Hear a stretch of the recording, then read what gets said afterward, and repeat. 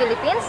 We are now live here at PUP San Pedro for our press conference entitled Educational Evolution in Mathematics. And currently, there are 25 persons in our conference room and they are all waiting for our speakers. Oh, and here they are.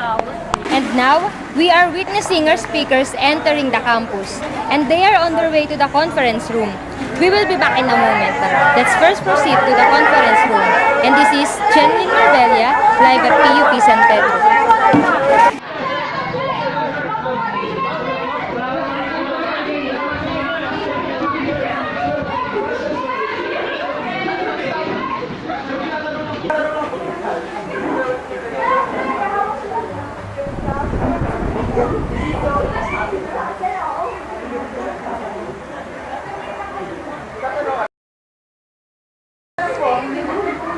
A pleasant morning to each and every one of us. I am pleased to see you all here at our Educational Evolution in Mathematics Conference. My name is Aliana, and I am a mathematics professor at Mapua University, Manila. Mathematics is considered as one of the most difficult subjects for students in all levels. Today, we invited guest speakers that would share their knowledge about the educational evolution in mathematics. Our first speaker for today is a psychologist, and she conducted a study together with Mr. Ralph about the problems that hinders the educational evolution in mathematics. She is a graduate of Bachelor of Science in Psychology at University of Santo Tomas or UST Manila and is currently working at Mental Institute of Mandaluyong. Let's give a round of applause to Ms. Josette Esguerra.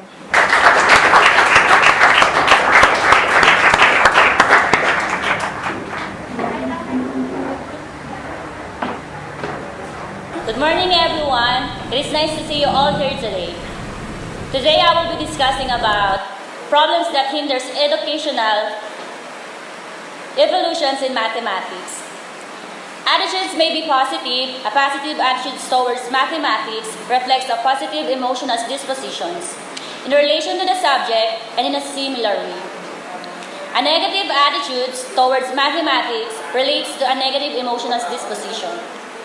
These emotional dispositions have an impact on individuals' behavior, as one is likely to achieve better in a subject that one enjoys, has confidence in or finds useful. For this reason, positive attitudes towards mathematics are desirable since they may influence one's willingness to learn and the benefits one can derive from mathematics instructions. Attitudes are the results of frequent and repeatedly failures or problems when dealing with a mathematical task, and these negative attitudes may become relatively permanent. One of them is dyscalculia. Dyscalculia is learning difficulty that causes students to struggle with formulas, shapes, and numbers related. This makes it difficult for them to understand and process math problems. These students usually fall far behind their peers in math and have trouble with number-related problems that don't improve with ongoing practices. Math anxiety. Students with math anxiety don't simply dislike math for them. Math causes debilitating feelings of fear and failures that hurt ability to perform. The pressure and the lack of confidence these students feel when faced with math causes their brain to freeze and forget even the things they do know. Poor foundation. Math challenges aren't always a result of learning difficulty. For many students who struggle with math, it's simply because they don't have the proper foundation needed for success. These students may have fallen behind in a unit or move on to advanced materials before they were ready, leading to failing grades. Why so many students struggle with math? Number one, it's difficult to relate to. Math is a very abstract subject. For students, learning usually happens best way we can relate. They can relate to real life. As math becomes more advanced and challenging, that can be difficult to do. As a result, many students find themselves needing to work and practice longer to understand more abstract math concepts. There's only right and wrong. Unlike a lot of subjects, there is no room for error when it comes to math. Your child either understands what he or she is doing or not. Because of this, math can quickly become a frustrating and stressful experience for students.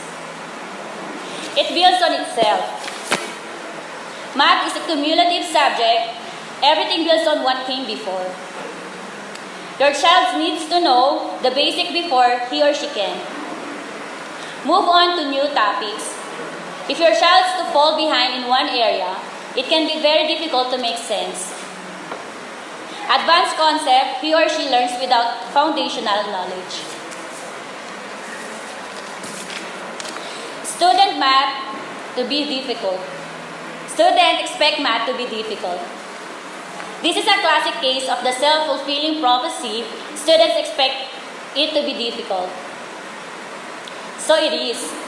When students go in expecting math to difficult, they are quicker to give up when they don't understand. A negative mindset like this can quickly turn into a cycle of low confidence, less motivations, and poor performance. Putting memorization ahead of understanding. For many students, math is a subject where simply memorize concepts and formulas without really understanding them. This may work for a while, but as students progress and encounter more difficult problems, many find that they don't know how to solve them because they don't have the problem-solving skills they need to tackle problems. It has a reputation of being boring. Math has a reputation of being an unpopular mix of difficult and boring. Many students just aren't excited to learn about math. And when students aren't excited, they tend to do the bare minimum before moving on to something they'd rather be doing, which isn't going to help set them up for success in math class. It requires a lot of practice. Math isn't something that student automatically gets. It takes time and practice to understand math. Since many students don't enjoy math, getting them to sit down and practice can be a struggle. Without that practice, students can have a hard time keeping up with that they're learning because they don't have a handle on the basic. Become a master of math. Mastering math can take a lot of effort. But with no proper and ongoing practice, it doesn't have to be difficult. Learn more about math, tutoring programs, find out how we can help our child become a master, and even have fun while doing it. Education, being a social institution serving the needs of society, is indispensable for society to survive and thrive. It should be not only comprehensive, sustainable, and super big, but must continuously evolve to meet the challenges of fast-changing and unpredictable globalized world. This evolution must be systemic, consistent, and scalable. Therefore, school teachers, college professors, administrators, researchers, and policymakers are expected to innovate the theory and practice of teachings and learning, as well as all other aspects of this complex organization to ensure quality preparation of all students to life and work. However, because of the difficulty of mathematics, the students don't even try and understand it. This affects the evolutions in education, especially in mathematics. Evolutions on educations, the primary focus of educational innovations should be on teaching and learning theory and practice, as well as on the learners, parents, community, society, and its culture. Innovations in education regarded along with the education system within the context of a social super system demonstrating their interrelations and interdependencies at all levels. Raising the quality and scale of innovation and education will positively affect education itself and benefit the whole society. There are the signs and or symptoms show the students hate math. Reports making hating math classes. Gets upset or easily frustrated when working with numbers. Cannot follow the steps required to solve simple math problems. Insists he or she cannot do it without even trying to do it. Says math teacher does not teach or help. Reluctance to do math homework. Anxious about math quizzes or tests. Say his or her mind goes blank on quizzes and tests. Hide report cards or say he or she did not get one. Caught cheating on an assignment or test. Wants to miss class or school.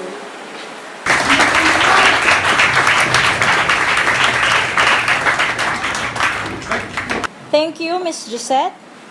Our next speaker for today's conference is the writer of the book himself.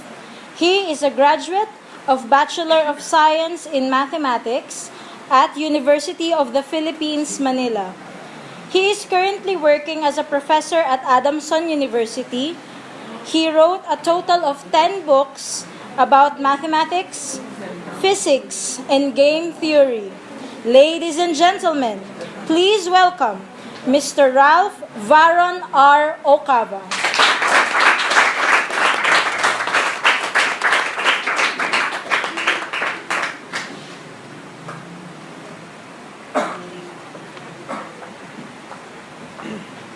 Good morning.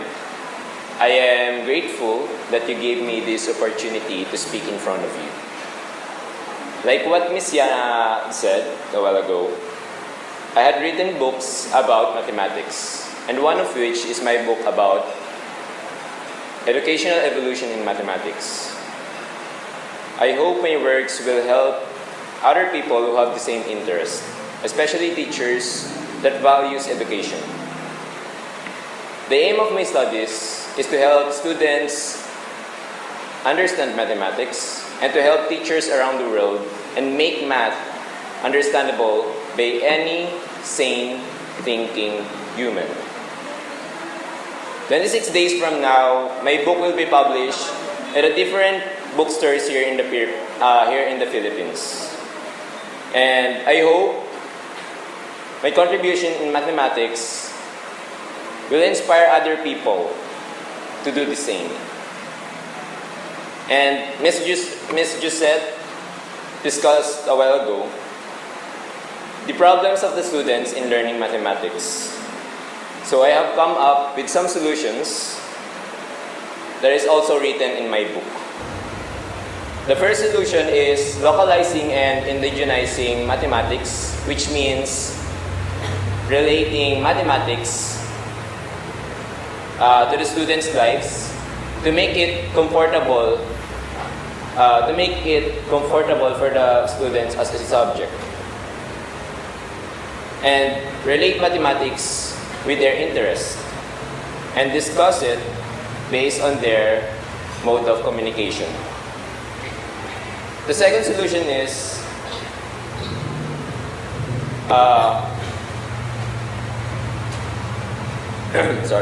The second solution is relating teaching techniques according to the learning style of the students, which focuses on how the students learn. And it is divided into some categories, such as visual learning. And the last would be motivating students to practice mathematics on a daily basis. This will require learning materials such as modules and examination textbooks.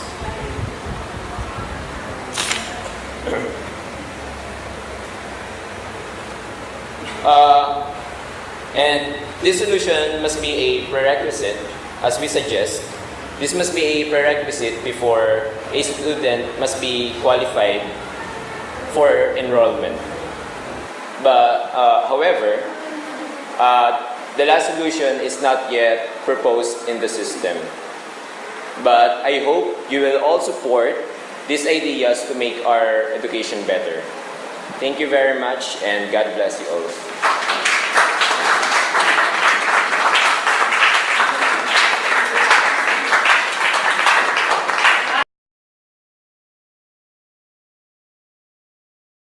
Thank you very much, Ms. Christina Josette and Mr. Ral, for that very informative discussion.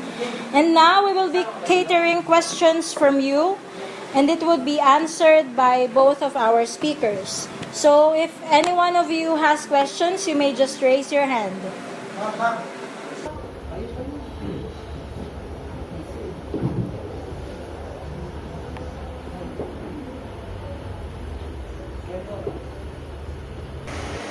Hi, ma'am and sir. My question for the both of you is this.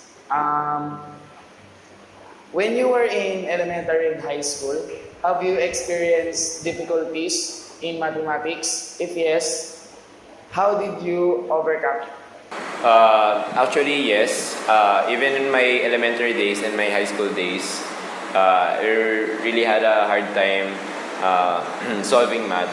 But with practice, I got good in no time. I think practicing mathematics will be a good work on the part of the student. I think everyone should do their part so they don't have to be frustrated in the subject mathematics. And I think that's all. Admit it. Those elementary days and high school days, I had the hard times too, like Mr. Okaba. I suggest for those students that face that same struggles, you keep practicing on solving math problems, and I think mathematics can be learned in one night. So commit yourself every day. I will give you a motto that never give up until you make it right. Thank you. Thank you po. Thank you.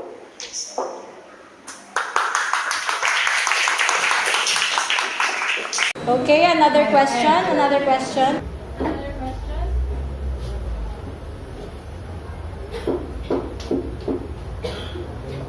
Good morning, Ms. Esquera and Mr. Okada. I am a professor here and in PUP San Pedro campus. I just want to ask if it is possible that the solutions you mentioned earlier would not exert money for materials? Actually, me and my programming team, I have a programming team. Me and my team is working on a online courseware where the modules and the examinations will be taken online. And we are now working on a mobile application. And by this, there will be no spending on the part of the student. Though we have to exert money from us because we have to pay for the domains and for the backgrounds and other layouts of the applications. And I hope I answered your question, and that would be. Thank you. Thank you. Okay, so for the last question.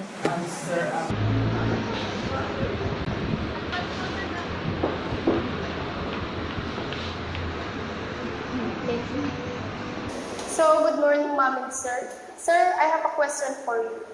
Are the solutions that you have stated earlier are applicable to those people who have disabilities? Thank you. Pardon me, we can answer that question for now. But I think we will discuss that idea about the disabilities on my next book. And I hope you will check out my next book, okay? And there will be a next publication, maybe year, maybe next year, okay? And thank you for that question. That will be. Thank you.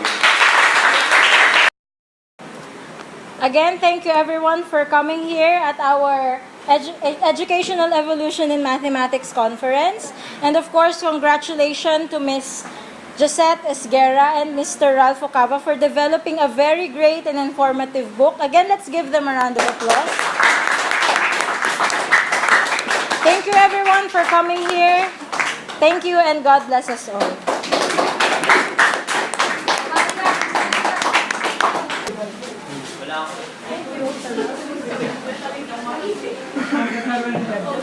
Ang hirap na din.